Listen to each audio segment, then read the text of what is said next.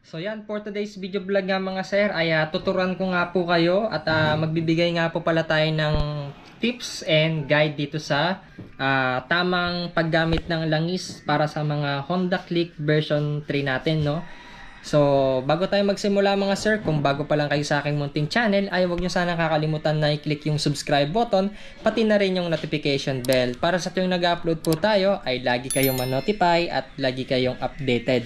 At simulan na natin.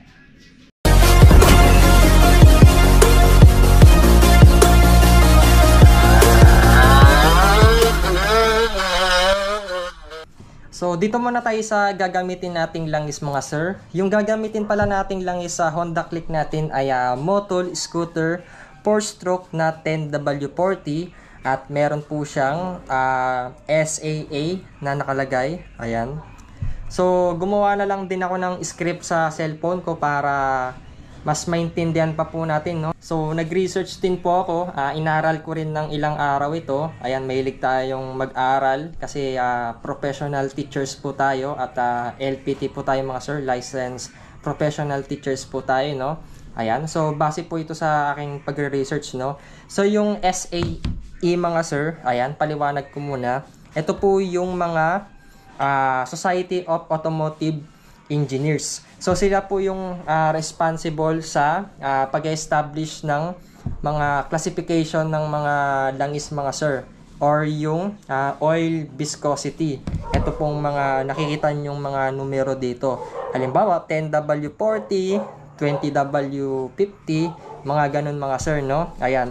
Dito po kasi itong 10W40, yung ibig sabihin po ng W dito, dito sa 10W, yan po yung nagsasabi na ito po yung sa winter or yung sa init or lamig ng panahon.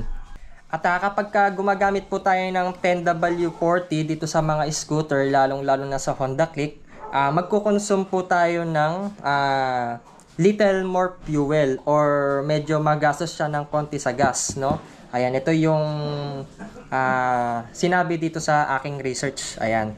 Tapos kapag ka naka BBT system ka, ito mawawalan siya ng or magdi-decrease siya ng konting power, no, sa mga motor natin or sa mga sasakyan. Ito po yung sinabi sa research ko mga sir, ha. So i-check nyo na lang at maglalagay na lang din ako ng link dyan para meron po kayong reference kung gusto nyo pong i-check. Tapos ito pong 10W, ito po yung nagkakon sa low temperature, yung sa mga malalamig na panahon. Ito po yung tumutulong sa pag cold start natin tuwing umaga mga sir. So ito, kapag nahihirapan po kayong paandar ng motor ninyo, halimbawa naka 20W50 po kayo, magbaba po kayo, mag 10W40 po kayo. Ayan. So, ito po yon yung 10. Tapos, yung 40 po, ito po yung para sa higher temperature. Sa Honda Click po kasi, kapag babasahin natin yung sa manual, ayan. So, yung iba kasi hindi nagbabasa ng manual eh. So, dito po sa manual ng Honda Click, basahin nyo po yan, no? Marami po kayong matututunan dito. Yung sa maintenance schedule, tapos yung tamang langis na gagamitin natin, no? So, ayan, punta po tayo dito sa page 62. Ayan. So, basahin nyo po yan mga sir, ha. So, yung nakalagay po dito, NB, oil code, tapos oil classification. Ayan. So, yung not recommended dito mga sir, ito, pakita ko lang mga sir, para maniwala po kayo. Base po ito sa mga engineers ng Honda. Ayan. So, ito, hindi po kayo pwedeng gumamit ng merong resource conserving. Ayan, naka-X po siya. Tapos, ito, yung pangalawa na nakabilog na naka-X. Hindi po kayo pwedeng gumamit ng energy conserving. Not recommended po yan mga sir, no? So, yung recommended po dito ay yung walang mga nakalagay sa baba, may resource or energy, bawal po yan sa mga motor natin. Kaya siguro po nagkaka-issue, no? Ayan, yung pwede po dito mga sir, yung API service SJ. Tapos may nakalagay po na SAE or yung sinabi ko kanina, yung Society of automotive engineers. Tapos yung 10W30, ito po talaga yung standard 10W30. So sa market po kasi wala po kayong makikitang 10W30, madalang lang po, no. Halos karamihan 10W40 po yung ginagamit. So dito kasi sa Pilipinas, mainit po kasi. Kaya po 10W40 po yung ginagamit nila. Ito po yung pang protection natin, yung 40 sa mainit na panahon, lalong-lalo na sa mga tag-araw, ayan, summer. Ito po yung pang protection natin sa makina para hindi po ganong mainit. Ayan, tapos yan po yung nagsisilbi kasing washer sa pagitan ng mga ano tawag dito? Sa pagitan ng mga components or nilalaman nung makina natin, mga sir. So ito po siya, kaya 10W40. Ayan. Kapag gumamit po kayo ng mababa pa dito, mga 5W40, sa mga malalamig na panahon na po yun, mga sir, no? Katulad ng mga sa ibang bansa, sa Canada, ayan, sa mga Amerika, malalamig yung panahon dyan eh. So dito kasi sa Pilipinas, ginagamit natin 10W40.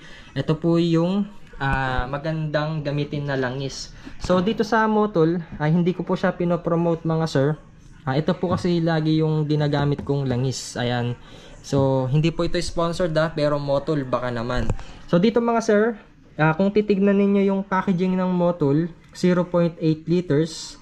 Ayan, ito po yung standard din na nilalagay dun sa makina natin, 0.8 liters or 800 milliliters. Ayan. Tapos dito wala na po siyang nakalagay na resource conserving or energy conserving. Ito nakalagay lang po dito yung SAE. Ayan. Tapos yung 10W40.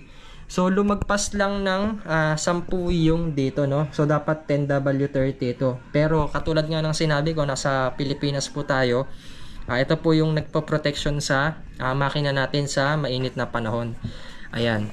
So dito naman sa likod, ayan, meron din po siyang API SL. So ito po yung kailangan din natin, no. Ayan. So dito wala na po kayong makikitang iba pa. Ayan. So may barcode po siya para kapag ka-in-scan nyo po siya ay malalaman nyo po na legit Motol po siya. Tsaka pag bibili po kayo sa mga shop, kailangan po yung authorized seller or dealer yung pagbibilihan ninyo. Kasi may mga peke po kasing mga ganito, no? Mag-ingat na lang po kayo dyan. Kaya po siguro nagkakaproblema kayo sa mga motor ninyo at madaling masira, nagkakaroon ng issue. Yan po yung nagiging cause. Tapos dito po pala sa page 62 nakalagay dito yung selecting the engine oil. Kailangan nga po yung bibilin ninyong langis ay certified JASO T903 standard MB yung nakalagay. Tapos SAE standard 10W30 or higher yan. Ayan, pwede po kayong gumamit nitong 10W40 kasi nasa Pilipinas naman tayo. Tapos meron po siyang API classification SJ or higher. Ayan. So ito dapat pang 4-stroke din yung gamitin ninyo. So puro pang 4-stroke naman na yung ginagamit dito, mga sir. Tapos lipat tayo sa page 56. Ayan.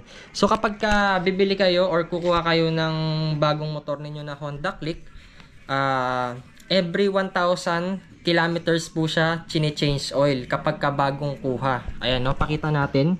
So ito po yung maintenance schedule. So ito po yung engine oil. Ayan, no, pakita lang natin. Kung nakikita nyo po sa camera, ayan. So ito po siya, mga sir. Tapos makita ninyo dito yung maintenance legend.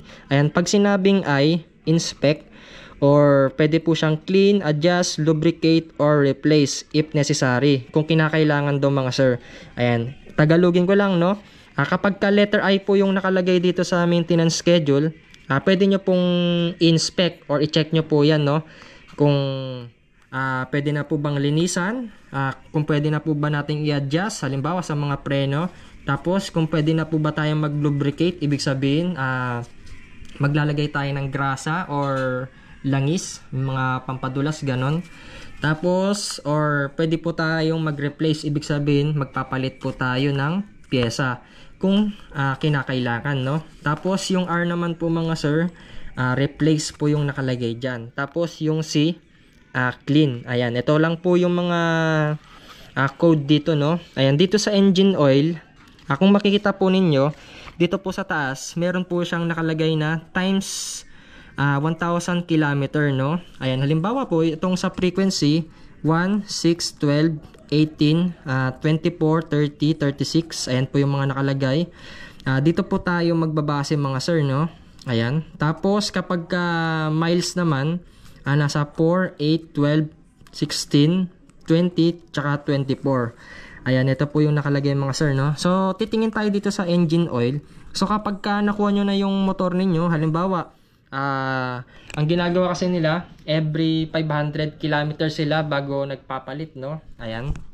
So, dito sa maintenance schedule, kapag nakuha mo yung motor mo, ito engine oil, may nakalagay po dito na letter R. Ayan. So, dito, ang letter R po ay replace. So, syempre, titingin ka dito sa sa diagram niya dito. Ang nakalagay po dyan ay times 1. So, every 1,000 kilometers po tayo dapat nagpapalit ng langis kapag bagong bili or bagong kuha yung motor. So, ito ito po, owner's manual po ng Honda yung nagsabi dito. Hindi po ako nagsabi niyan. Pinag-aralan po ito ng mga engineers, no? Pinapaliwanag ko lang sa inyo mga sir. Ito po. Open nyo po yung manual guide ninyo sa Honda Click. Ayan. Ito po yung manual guide. Nasa page 56 po yan mga sir. Tapos, ulitin ko lang, no? Yung sa standard oil na gagamitin natin nasa page 62. Ayan mga sir. So, dito sa susunod na change oil natin, engine oil, ayan, tignan niyo yung susunod na R, ito po yung nakalagay. So, susundan nyo lang yung nakatapat dyan. So, every kung tayo magpapalit dapat, every 6,000 kilometers. Ayan, times 1,000 kilometer to 6. Ayan. So, ayan mga sir, ito po yung mga maling paniniwala. Yung sinasabi ng iba, every 1,500 daw. Pero dito sa manual guide, every 6,000 po talaga siya chine-change oil. So, yung iba, mapera naman, every 1,500, no? Siguro para sa akin, okay na siguro yung every 3,000 kilometers. Pero ito kasi yung standard ng manual guide ng Honda, mga sir. Ayan. So, ito, pinag-aralan na kasi nila yan bago nila i-release sa market yung mga motor. Nagkakaroon po sila ng mga test dyan. Ayan, sa mga planta nila. And nagkakaroon sila lahat ng test bago po nila i-release sa market. So ito, pinag-aaralan po yan ng mga engineers and ng Honda. So ito, baka i-bash nyo ako. Honda na po nagsabi dito mga sir, hindi ko po sinabi yan. Pinapaliwanag ko lang, binabasa lang natin para malaman po ninyo, no. So yung iba kasi sa atin, hindi nagbabasa ng manual guide. Kaya ang daming tanong, no. Post sila ng post sa Facebook, di naman binabasa yung owner's manual, pati sa mga ibang motor, no. So pagkakukuha po kayo ng motor, basahin nyo po ito mga sir. Mahalaga po itong manual guide para hindi po kayo nalilito. Ayan, kapag hindi nyo naman po maintindihan, pwede nyo naman pong i-Google Translate yan. So ito, every 6,000 po siya. Tapos kung makikita nyo sa susunod, ayan, 12 times 1,000 kilometers, yung R pa rin. Ayan mga sir, replace, no. Ibig sabihin ng replace, palitan. So papalitan nyo na naman ng langis every 6,000 kilometers po yan mga sir. Tapos makikita nyo pa po dito yung fuel level, throttle operation, air cleaner. Ayan, pati yung mga spark plug, valve clearance. Ayan, yung valve clearance, yan po yung sa mga tune up na tinatawag nila, no. Tapos yung sa cooling system, radiator coolant. Ayan, makikita nyo rin po dyan mga sir, no. Ayan, i-double check nyo na lang. Pati dito yung sa mga suspension, nakalagay po lahat dyan mga sir. Ayan, basahin nyo po ito, matututo pa kayong mag-English. So ito pa lang yung part 1 natin. Hiwalay ko na lang siguro yung video ng part 2 natin sa tamang pag-change oil or pag-maintenance ng motor natin sa Click version 3 mga sir. At sana nga po mga sir, meron po kayong naintindihan sa sinabi natin, no. Ayan, bago ko i-public itong video natin, inaral ko muna siya. So, nag-research muna tayo, nagsaliksik muna tayo bago natin i-post tong video na to, no? So, sa karamihan, sa kalaman ng karamihan, so every 6,000 po dapat tayo nag-change oil sa mga Honda Click version 3. Ayan Owner's manual po yung nagsabi nito. Pinag-aralan po yan ng mga engineer. Nagkaroon na po sila ng mga test sa mga motor natin, no? Kaya wag po kayong magpapaniwala sa mga kuro-kuro na every 1,500, every 1,000 kilometers yung pag-change oil natin. Mali po yun mga sir, no? Pero nasa sa inyo naman po yan kung susundin ninyo yung manual guide. Sa akin, every 3,000 siguro ako mag-change oil. So, mas mahal kasi yung labor ng pagpapaayos ng motor kaysa sa langis. Ayan. Kung gusto nyo naman na 1,500 mga sir, wala naman pong pumipigil sa inyo. Motor nyo naman po yan at pera nyo naman po yung ginagastos nyo dyan, no? Bali, pinaliwanag ko lang po yung sinasabi dito sa libro ng owner's manual. At kapag gusto nyo palang bumili ng langis mga sir, meron po akong iwan na link dyan sa baba, no? Ayan, legit seller dito sa Shopee. At madali lang pong dumating, no? Bumili na ako rito, mura lang ito mga sir. At kapag bibili kayo, damihan nyo na lang para marami po kayong stock kasi tumataas po ang presyo ng langis. So, langis tsaka gasolina, tumataas po yan everyday, no? So, pwedeng tumaas ng 5, 10, ganun para makatipid po kayo, no? So, tips ko lang naman po sa inyo yon. At dito na nga po magtatapos yung video guide natin sa langis ng Honda Click, no? Para hindi po kayo masira ng makina. So, guide po yan. At wag nyo sana kakalimutan na i-click yung subscribe button, pati na rin yung notification bell para sa tuwing nag-upload po tayo ay lagi kayong ma-notify at lagi kayong updated. And thanks for watching.